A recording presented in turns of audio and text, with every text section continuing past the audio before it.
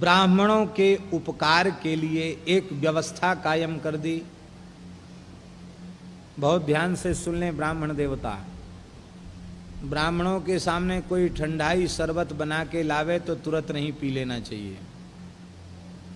उनको पूरी जानकारी करना चाहिए ये पीने लायक है कि नहीं पीने लायक है, तब पीना चाहिए।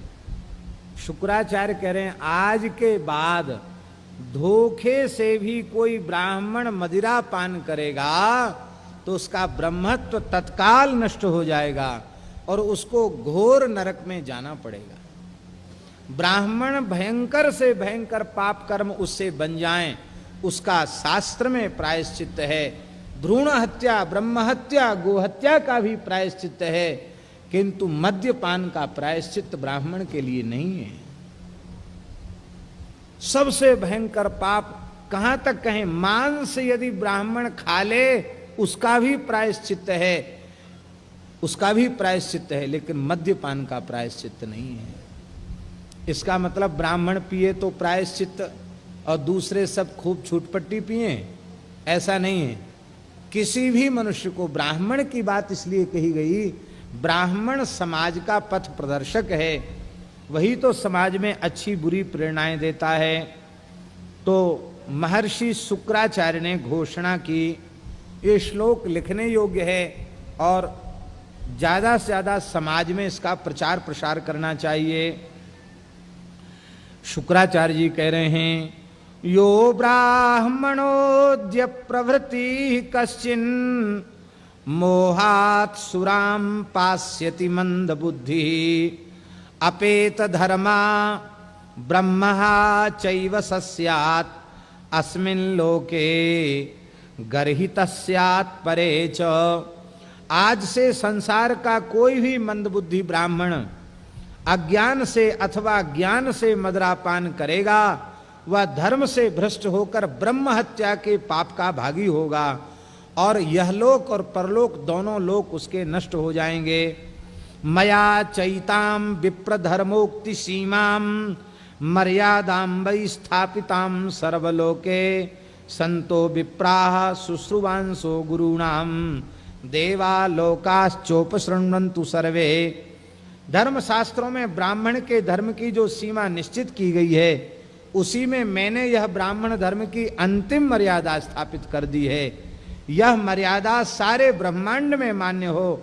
ब्राह्मण, गुरु, देवता, मनुष्य सभी मेरी मर्यादा को स्वीकार करें, ऐसा कह करके शुक्राचार्य मौन हो गए।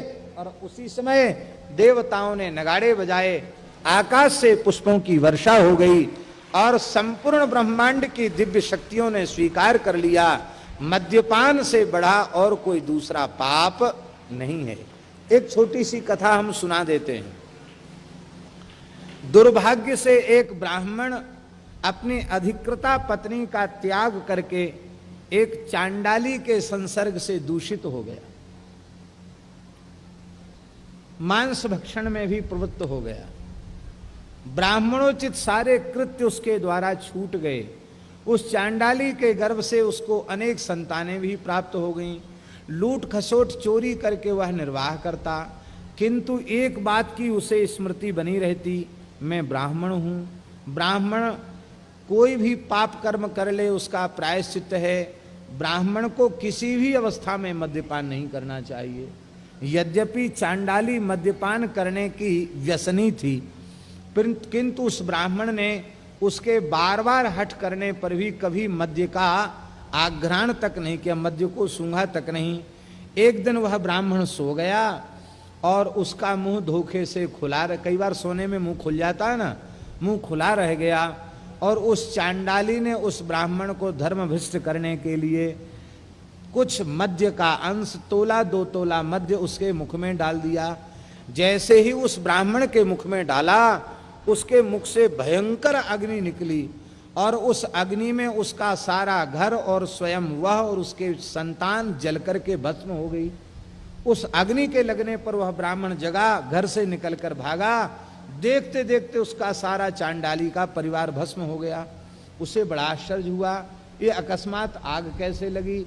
उसमें आकाश में ऋषियों ने प्रकट होकर के कहा, यद्यपि तूने अपने धर्म को बिल्कुल समाप्त कर दिया था, तू सब प्रकार से ब्राह्मण धर्म से च्युत हो गया था, किंतु केवल मद्यपान न करने से तेरा ब्रह्म तेज तेरे भीतर सुरक्षित बना रहा और तेरी इस निष्ठा के कारण ब्रह्म तेज बचा रहा और आज ब्रह्म तेज से जल करके भस्म हो गया।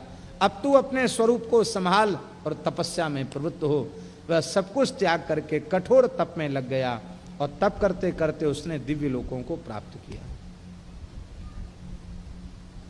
इसलिए भैया इस भयंकर पाप से हर व्यक्ति को बचना चाहिए। अब तो